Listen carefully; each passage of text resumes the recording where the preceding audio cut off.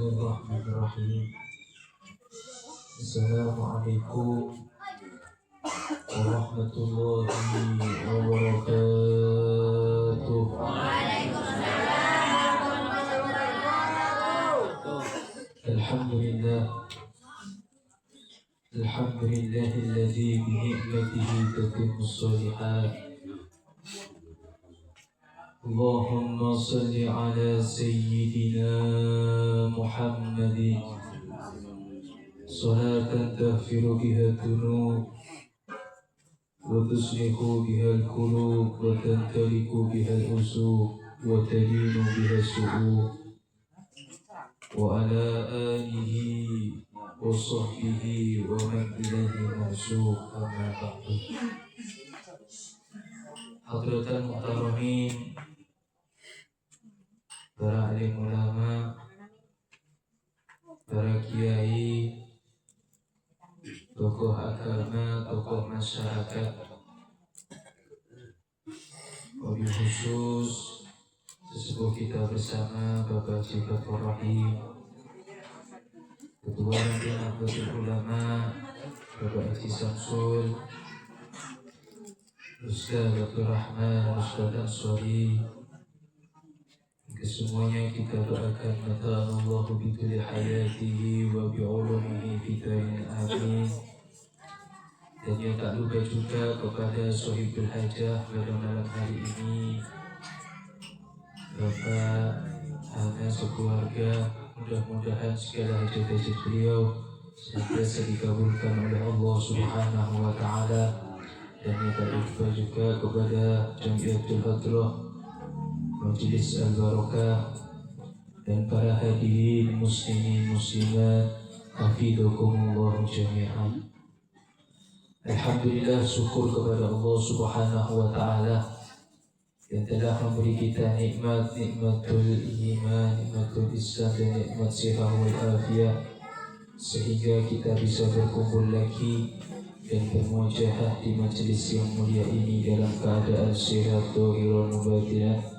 Salawat beserta salam kita haturkan kepada junjungan kita Nabi besar Muhammad sallallahu alaihi wasallam, yang mana beliaulah yang ditunggu-tunggu syafaatnya nanti di hari yaumil kiamah.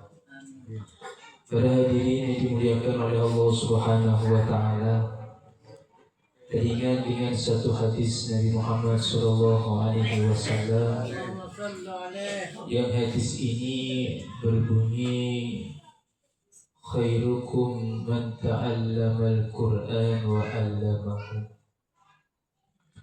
Bahwasanya kata Nabi Muhammad sallallahu alaihi wasallam, sebaik-baik kalian adalah orang yang mempelajari Al-Quran dan mengajarkannya. Perlu kita perhatikan para hadirin, di zaman sekarang ini banyak manusia yang mencintai banyak hal. Terutamanya banyak manusia saat ini mencintai harta bendanya. Banyak manusia yang mencintai pekerjaannya. Banyak manusia yang mencintai kendaraannya. Bahkan ada yang lebih dari itu semua.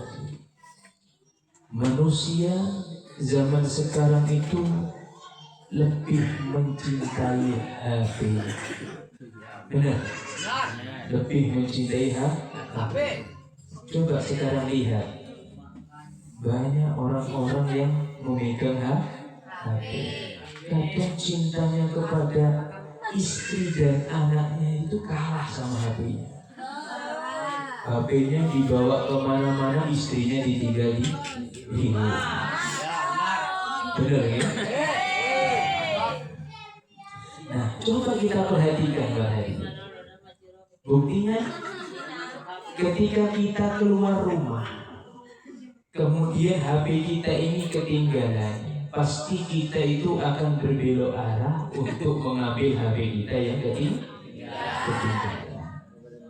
Akan tetapi kenapa ketika ada Al-Quran yang di rumah sudah 1 minggu tidak kita buka, sudah berbulan-bulan Al-Quran ini kita tidak buka, kenapa hati kita ini tidak merasa seperti kehilangan?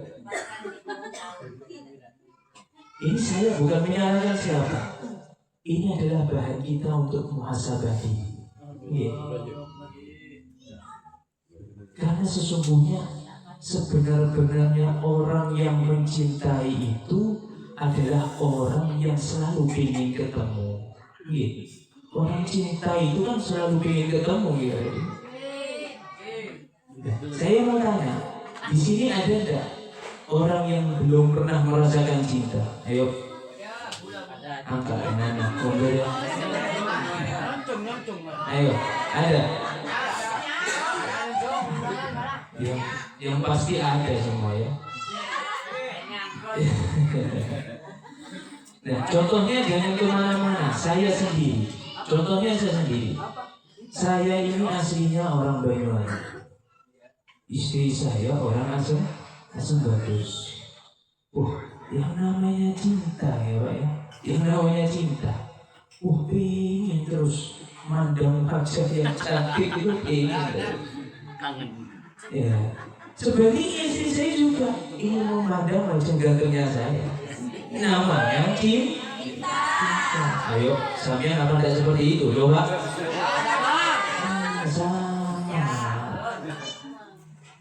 Nah, pesan saya khususnya untuk anak-anak muda zaman sekarang, awas jangan sampai pacaran, guys.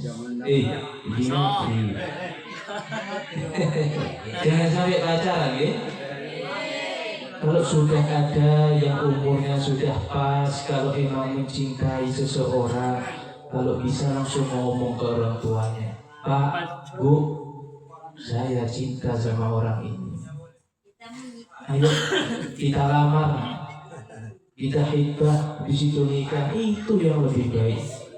Tapi kalau anak kita diajarkan untuk pacaran, ya Allah, itu dosanya sangat besar. Nah, seperti itu lebih bagus.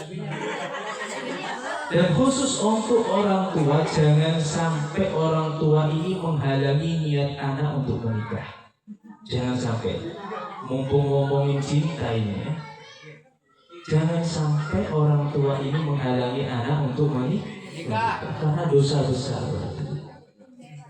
Pas kalau anak kita ini sudah kita halangi, kemudian anak kita berbuat dosa, bergoncengan sama perempuan yang tidak mahramnya, siapa yang mendapatkan dosa? Tetap orang tua. Makanya ayo permudah anak kita jika anak kita ingin minta untuk menikah. Nah, dan ada lagi hari ini, ada seseorang yang sangat cinta kepada Rasulullah SAW. Kemudian orang tersebut senang untuk membaca sirah daripada Nabi Muhammad. Orang tersebut senang untuk membaca sejarah Nabi Muhammad. Bahkan orang tersebut sampai gemar untuk selalu membaca sholawat kepada Nabi dan mengikuti sunnah-sunnah Nabi. Karena apa? Karena sangat cintanya kepada Nabi Muhammad SAW. Beliau ini ingin bertemu nanti di surganya Allah Subhanahu wa Ta'ala. Karena apa para hadirin? Cinta itu tidak cukup untuk diucapkan, akan tetapi cinta itu harus dibuktikan. Nah, kalau kita mengaku kalau kita ini cinta dengan Al-Quran, terus apa buktinya? Kalau kita cinta kepada Al-Quran, maka kita itu harus membaca Al-Quran, mempelajari Al-Quran, mengamalkan Al-Quran dan mengajarkannya. Karena Allah Subhanahu wa Ta'ala pernah berfirman di dalam Al-Quran, sesungguhnya Al-Quran ini memberi petunjuk kepada jalan yang paling lurus. Artinya apa? Artinya adalah siapapun yang menjadikan Al-Quran ini sebagai pedoman hidup kita, maka niscaya Allah Subhanahu wa Ta'ala ini akan menunjukkan jalan yang benar kepada kita. Al-Imam Malik bin Anas rahimahullah.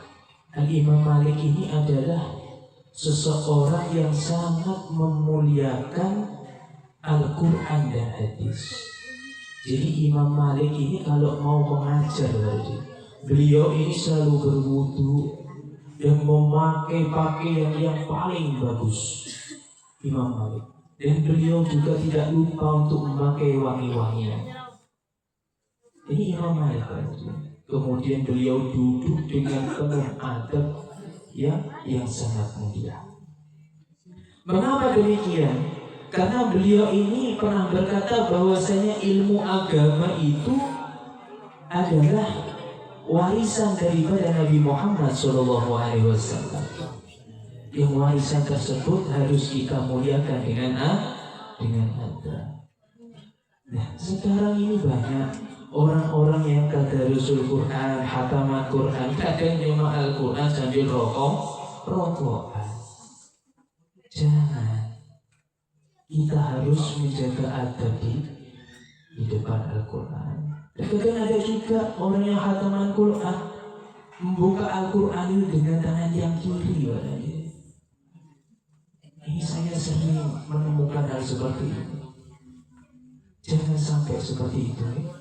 Karena kita bisa mengambil kisah daripada Imam Malik ini, bahwasanya kata Imam Malik ini adalah kalau kita ini mencintai Al-Quran, jangan hanya kita ini untuk membaca Al-Quran saja, akan tetapi kita ini juga harus menghormati Al-Quran, memuliakan Al-Quran dengan adab. Nah, saya mau tanya kepada panjenengan Pak Hadirin. Dari panjenengan semua ada yang setiap hari tidak megang HP? Yang setiap hari tidak megang HP ada? Megang semua ya? Kalau yang nggak megang yang nggak punya, saya nggak tanya sama yang nggak punya, yang punya saja. Nah, terus saya tanya lagi, kira-kira ada nggak yang setiap hari membuka Al-Quran? Ada. Kalau ada angkat tangan, ada. Kalau ada berarti orang itu cinta sama Al-Quran. Kalau orang sekarang ini kalau sudah HP baterainya habis tuh langsung diisi. Akan tetapi kalau iman kita kosong, kenapa iman kita ini enggak diisi? Kalau HP sudah baterainya habis, bingung nyari charger, bingung sudah. Kalau orang zaman sekarang. Tetapi kalau hati kita ini sudah kosong dengan Al-Quran, kita itu malah biasa-biasa saja. Padahal hati yang kosong itu perlu diisi, dan isinya itu adalah daya.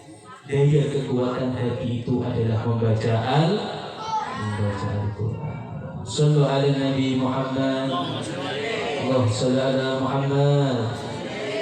Raqqad aynaya syauqan wa liqaybati dharfata ashqan fa'ataitu ila habibi fahda ya qalb ونفضا صلي على محمد السلام عليك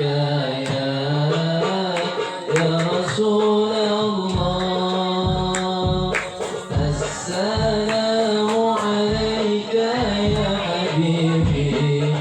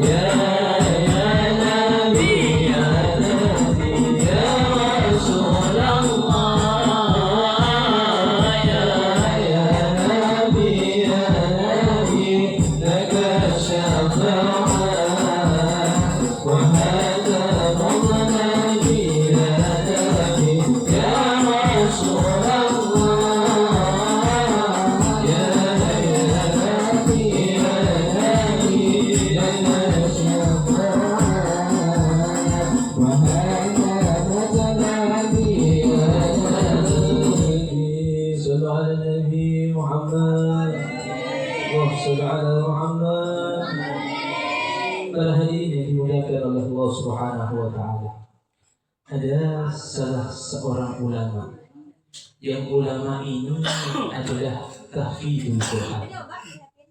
Seorang ulama yang tahfidul Quran, beliau ini sepuh barang. Mata penglihatannya sudah mulai kabur, badannya mulai lemah. Kemudian ada salah seorang murid ini yang bertanya kepada gurunya, "Wahai guru, kenapa engkau ini kok masih membaca Al-Quran? Padahal engkau ini sudah hafal dengan Al-Quran." Kemudian jawaban sang guru begitu tenang bahagia. Gurunya menjawab, "Wahai muridku, wahai anakku, bukan aku yang menjaga Al-Quran, akan tetapi hatiku ini yang dijaga oleh Al-Quran." Nah, jawaban ini begitu sederhana, akan tapi maknanya begitu mendalam. Pak. Jadi semakin dekat orang ini kepada Al-Quran, maka hidupnya ini akan semakin tenang. Makanya orang ini kalau ingin hidupnya tenang, makanya harus memperbanyak membaca Al-Quran. Jadi kan setiap hari itu minimal 1 lembar atau beberapa ayat, itu minimal kita harus membaca Pak.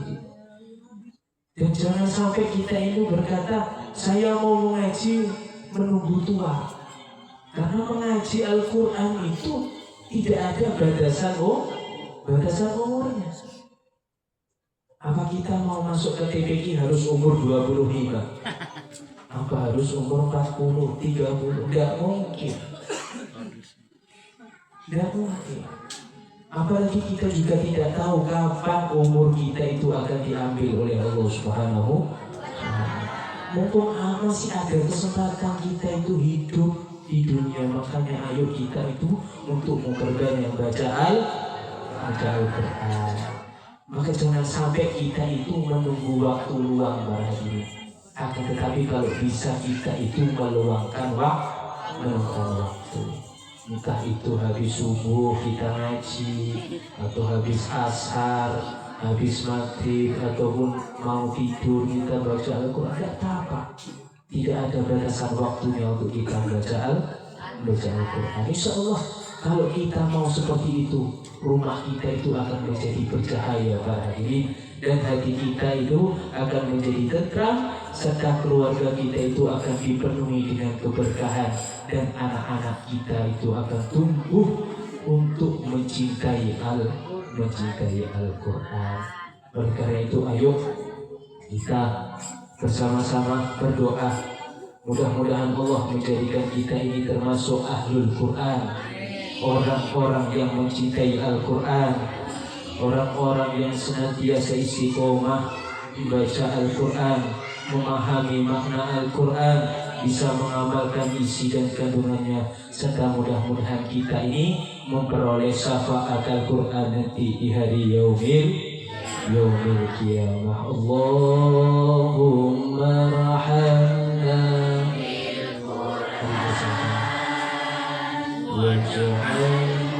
ya Allah, rahmatilah kami dengan Al-Quran ya Allah.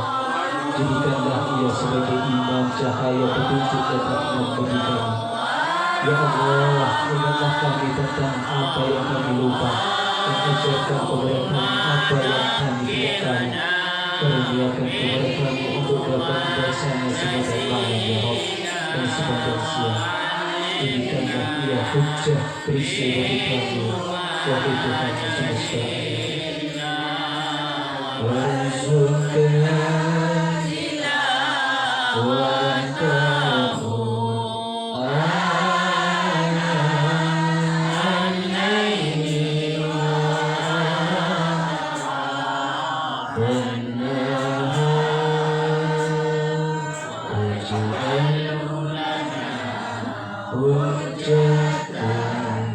Yeah.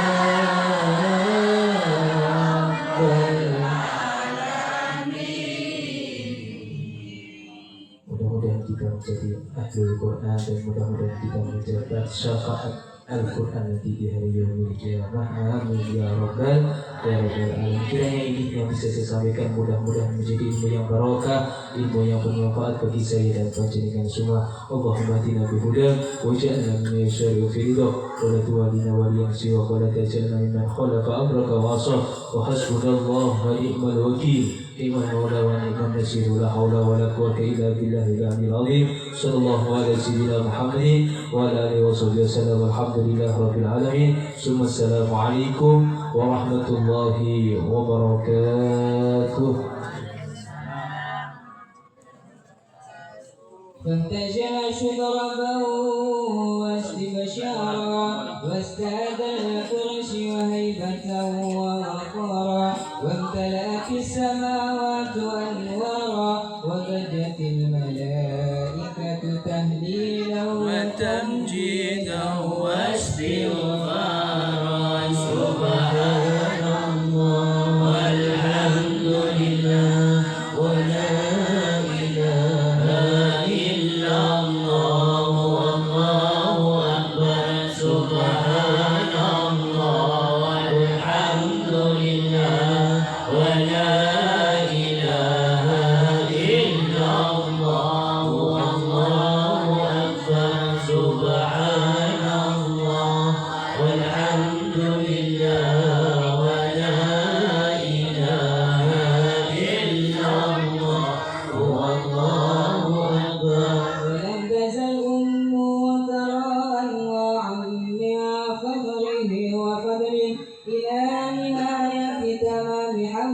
فلما اشتد بحقه بإذن رب الخلق وضعت الحبيب صلى الله عليه